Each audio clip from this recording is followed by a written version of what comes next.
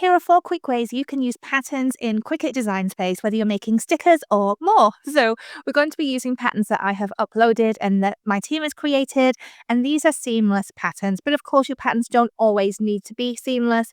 For these examples, you might be able to use a mix of both. So we're going to begin with a really simple way to add a pattern into Cricut. So first of all, let's go to Upload. And then you're going to, instead of going to Upload Image, you're going to hit Pattern Fill here. And now you're going to click the Upload Pattern button and find where you have saved your PNG or JPEG version of your pattern on your computer or laptop. Now, again, I'm using seamless patterns in this, but you don't have to necessarily have a seamless pattern. I'll show you the difference though. So let's click Upload Pattern and find where I've saved mine. Next, choose Browse. You'll find where you've saved your patterns, then you can choose one of them and double click on it. So I think I'll go with this one. If you want to change the name of the pattern, you can. You can also choose which color it represents mainly, or just leave those blank, and then choose Upload. Now, bear in mind, right now, at the time of filming, when you upload a pattern into Cricut Design Space, you actually can't delete it. So although you can delete any images you upload, you can't delete patterns. So just make sure you're happy before you choose Upload.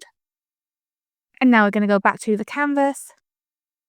And let's start with the first shape. So I went with a circle and I went to Shapes and then Circle.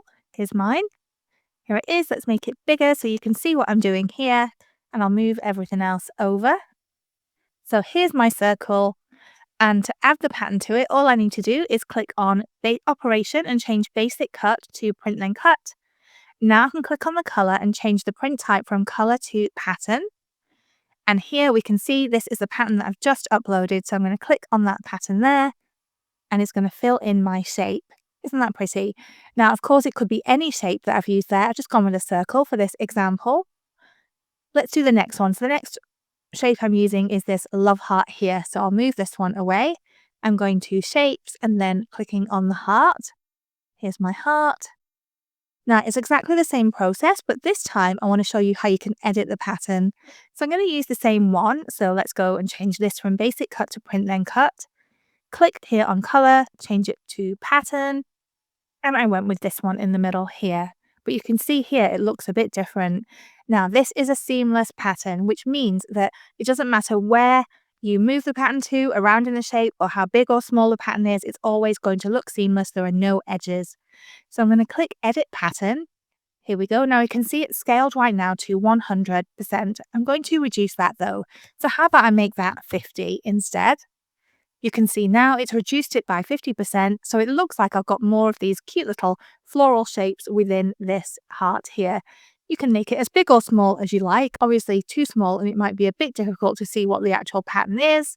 And then in the same way, too big and it can get a little bit too big. So when you're happy, let's go back to 50.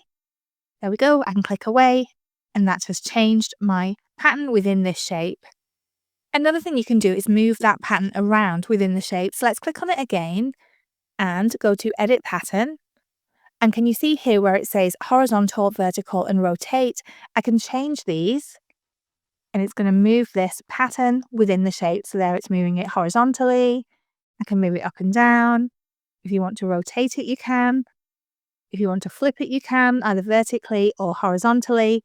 And then when you're happy, just click away. And that is how you use Edit Pattern.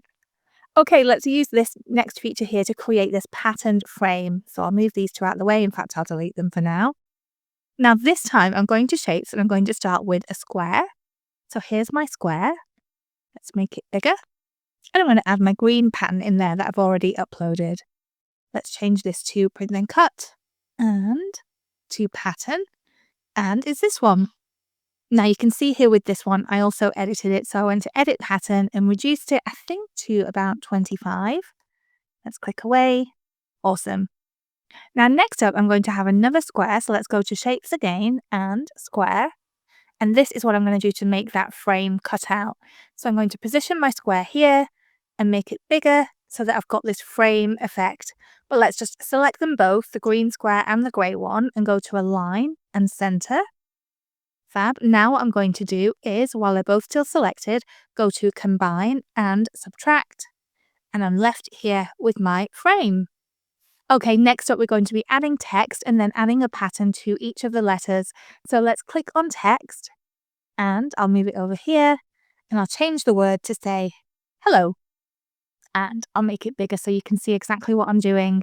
Now, of course, if you want to, you can change this to a different font, but let's just stick with Cricut Sounds for this explanation here. I'm going to do the same as before by changing operation to print then cut. And now I'm going to click on the color, change it to pattern again. Now I went with this pink one here, and I also went to edit pattern and I scaled it up. So I made it 200, so it was bigger. Perfect. And that is how you add a seamless pattern into words as well. Now, you could even separate these letters and have a different pattern for each letter. So I can either do right click and then ungroup, or I can click advanced and ungroup to letters. Now I can click on each letter in turn and do exactly the same thing by changing it to a different pattern. So let's make that one, and this one can be here. And then I've got one more. There we go. How pretty is that? And of course, then I can just select them all and I can group them back together again. And there is my finished word. So I hope you've really enjoyed using patterns in these few ways, and I hope that you are able to use this technique to create really pretty and unique stickers. Now, if you want to make your own stickers and you want to have some more help and support so you can create a wealth of different stickers too, I would love for you to join us in Secret Sticker Society. So I'm going to pop a link below so you can check it out, because if you join right now, you will be able to get not only our fantastic sticker making library, but also brand new sticker templates every single month, a fantastically helpful support community.